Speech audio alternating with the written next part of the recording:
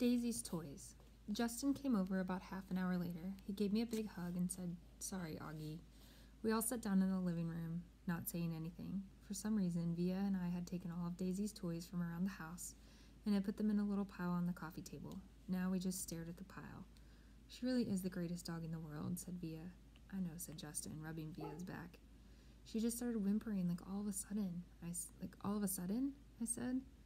Via nodded. "Like 2 seconds after you left the table," she said. "Mom was going to go after you, but Daisy just started, whimpering."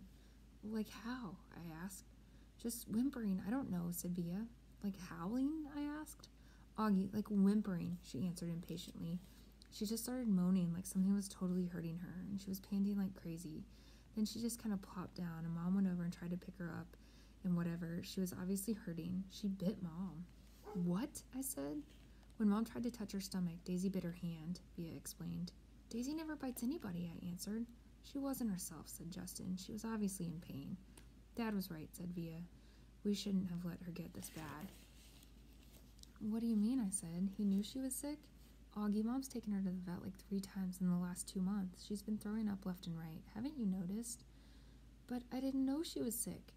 Via didn't say anything, but she put her arm around my shoulders and pulled me closer to her. I started to cry again. "I'm sorry, Augie," she said softly. "I'm really sorry about everything, okay? You forgive me? You know how much I love you, right?" I nodded. Somehow that fight didn't matter much now. "Was Mommy bleeding?" I asked. "It was just a nip," said Via, "right here." She pointed to the bottom of her thumb and showed me exactly where Daisy had bitten Mom. "Did it hurt her?" "Mommy's okay, Augie. She's fine." Mom and Dad came home 2 hours later. We knew the second they opened the door that Daisy wasn't with them, that Daisy was gone. We all sat down in the living room around the pile of Daisy's toys. Dad told us what happened at the animal hospital, how the vet took Daisy for some x-rays and blood tests, then came back and told them she had a huge mass in her stomach. She was having trouble breathing.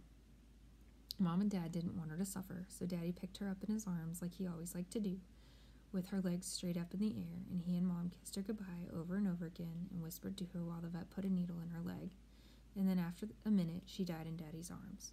It was so peaceful, Daddy said. She wasn't in any pain at all, like she was just going to sleep. A couple times when he talked, Dad's voice got trembly, and he cleared his throat. I've never seen Dad cry before, but I saw him cry tonight.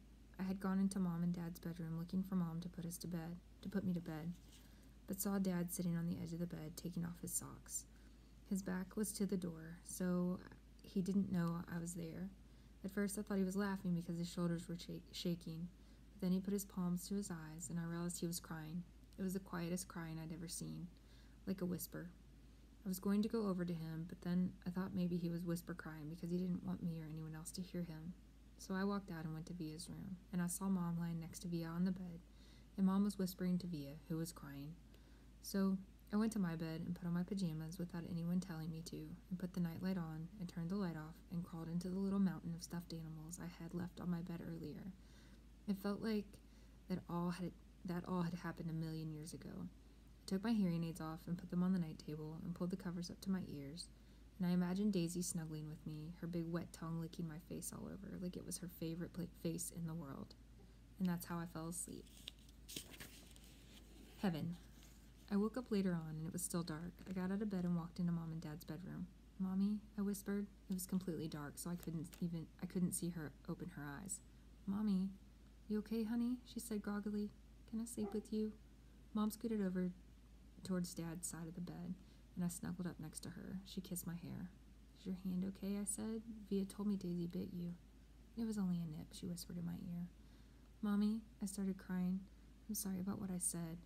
"Shh, there's nothing to be sorry about," she said, so quietly I could barely hear her. She was rubbing the side of her face against my face. "Is Via ashamed of me?" I said. "No, honey, no. You know she's not. She's just adjusting to a new school. It's not easy." "I know. I know you know. I'm sorry I called you a liar.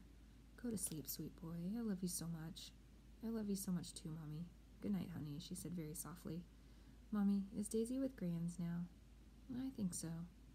"Are they in heaven?" "Yes." "Do people look the same when they go to heaven?" "I don't know. I don't think so." "Then how do people recognize each other?" "I don't know, sweetie." She sounded tired. "They just feel it. You don't need your eyes to love, right?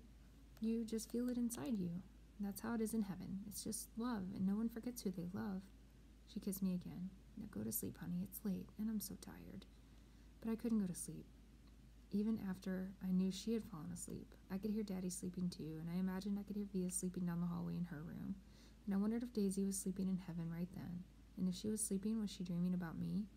And I wondered how it would feel to be in heaven someday and not have my face matter anymore.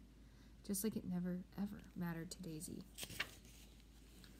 Understudy. Via brought home 3 tickets to her school play a few days after Daisy died. We never mentioned the fight we had over dinner again. On the night of the play, right before she and Justin were leaving to get to their school early, she gave me a big hug and told me she loved me and was really proud to be my sister. This was my first time in Via's new school.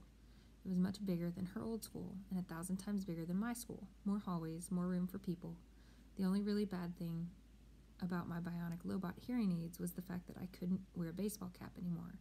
In situations like these, baseball caps come in really handy. Sometimes I wish I could still get away with wearing that old astronaut helmet I used to wear when I was little. Believe it or not, people would think seeing a kid in an enormous astronaut helmet was a lot less weird than seeing my face. Anyway, I kept my head down as I walked right behind Mom through the long, bright hallways. We followed the crowd to the auditorium where students handed out programs at the front entrance. We found seats in the 5th row close to the middle. As we sat down, Mom started looking inside her pocketbook. I can't believe I forgot my glasses, she said. Dad shook his head. Mom was always forgetting her glasses or her keys or something or other. She's flaky that way. You want to move closer, said Dad. Mom squinted at the stage. No, I can see okay. Speak now or forever hold your peace, said Dad. I'm fine, said Mom. Look, there's Justin, I said to Dad, pointing out Justin's picture in the program. Well, that's a nice picture of him, he answered, nodding. How come there's no picture of Via, I said. She's an understudy, said Mom. But look, here's her name. Well, why do they call her an understudy, I asked. Wow, look at Miranda's picture, said Mom to Dad. I don't think I would have recognized her. Why do they call it an understudy, I repeated. It's what they call someone who replaces an actor if they can't perform for some reason, answered Mom. Did you hear Martin's getting remarried? Dad said to Mom. Are you kidding me? Mom answered, like she was surprised. Who's Martin? I asked. Miranda's father, Mom answered, and then to Dad. Who told you? I ran into Miranda's mother in the subway. She's not happy about it. He has a new baby on the way and everything. Wow, said Mom, shaking her head. What are you guys talking about? I said. Nothing, answered Dad. But why do they call it an understudy? I said. I don't know, Augie Doggy, Dad answered. Maybe because the actors kind of study under the main actors or something. I really don't know. I was going to say something else, but then the lights went down. The audience got very quiet very quickly. Daddy, can you please not call me Augie Doggy anymore? I whispered in Dad's ear. Dad smiled and nodded and gave me a thumbs up. The play started. The curtain opened. The stage was completely empty except for Justin, who was sitting on an old rickety chair tuning his fiddle. He was wearing an old-fashioned type of suit and straw hat. This play is called Our Town, he said to the audience. It's written by Thornton Wilder, produced and directed by Philip Davenport. The name of the town is Grover's Corners, New Hampshire, just across the Massachusetts line. Latitude 42 degrees, 40 minutes longitude, 70 degrees, 37 minutes. The first act shows a day in our town. The day is May 7th, 1901. The time is just before dawn. I knew right then and there that I was going to like the play. It wasn't like the other school plays I've been to, like The Wizard of Oz or Cloudy with a Chance of Meatballs. No, this was grown-up seeming. And I felt smart sitting there watching it. A little later in the play, a character named Mrs. Webb calls out for her daughter Emily. I knew from the program that was the part Miranda was playing, so I leaned forward to get a better look.